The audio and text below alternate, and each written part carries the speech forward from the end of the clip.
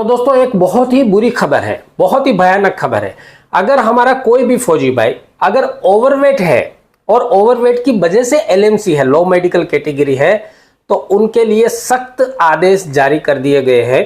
60 दिनों के अंदर आपको सेफ 1 कैटेगरी में आना होगा, नहीं तो 6 महीने के अंदर अंदर सेना की तरफ से सीधा आपको डिस्चार्ज लेटर दे दिया जाएगा और सेना से बर्खास्त कर दिया जाएगा।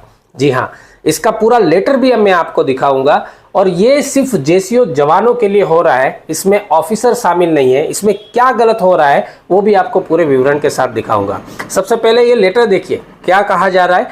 रक्षा प्राधिकरण ने हाल ही में सैनिकों को पुनर्गठित करने और मोटापे से मुक्त रखने के लिए एक कदम उठाया है। अच्छी बात है, सेना को पुनर्गठित किया जा रहा है और मोटापे से मुक्त रखा जा रहा है।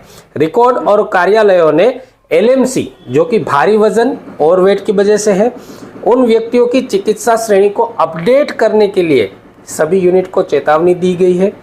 जो मोटापे के कारण डाउनग्रेड हुए हैं उनको 60 दिनों के अंदर अपनी सेफ 1 कैटेगरी में आना होगा और अगर ऐसा नहीं होता है तो न्यूनतम शर्तों में 6 महीने बाद उनको सीधा सेना से सेवा से छुट्टी दी जा सकती है, यानी कि सीधा डिस्चार्ज दिया जा सकता है, सीधा बर्खास्त किया जा सकता है। अब देखिए, कई सारे हमारे फौजी भाई ऐसे भी होंगे जो स्पोर्ट्समैन हैं, कुश्ती लड़ रहे हैं, बॉक्सिंग कर रहे हैं, और उसमें जब वो शामिल हुए थे तब सेना ने ही उनको अनुमति दी होगी अपना वजन बढ़ाने के लिए, ताकि वो सही कैटेगरी में अपना स्पोर्ट्स खेल सके, गेम खेल सके। और अब ये सडनली ऑर्डर भी आ रहा है कि 2 महीने में 60 दिनों में अगर आपने सेफ 1 नहीं हुए और आप ओवरवेट से कैटेगरी हो, लो मेडिकल कैटेगरी हो, तो आपको 6 महीने के अंदर अंदर सीधा डिस्चार्ज ऑर्डर दे दिया जाएगा। इस लेटर को और ज्यादा गहराई में जाते हैं और आपको पूरी तरह से समझाता हूं।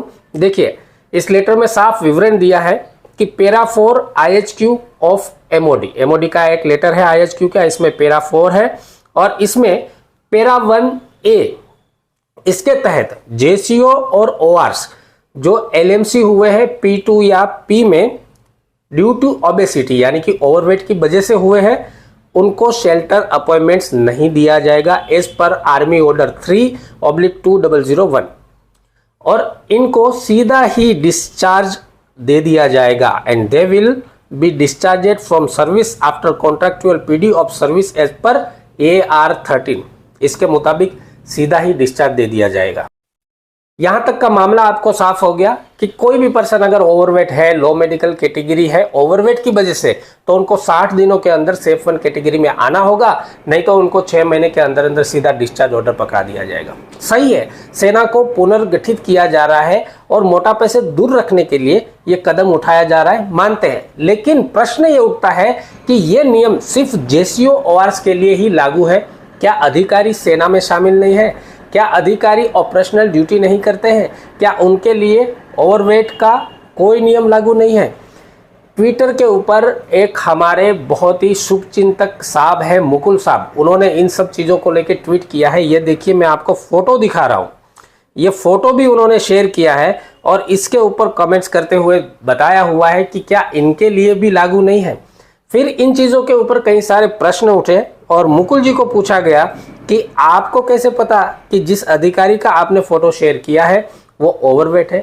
तो इसके ऊपर बहुत बड़ा विवरण मुकुल जी ने दिया है, बहुत ही समझने लायक विवरण है। आप देखिए, ये कह रहे हैं कि ये जो श्रीमान आपको दिख रहे हैं तस्वीर में, ये एज पर रिकॉर्ड सेफ 1 है। इनका वेट 86 किलोग्राम है, जो कि इनकी लिमिटेशन के अंदर है।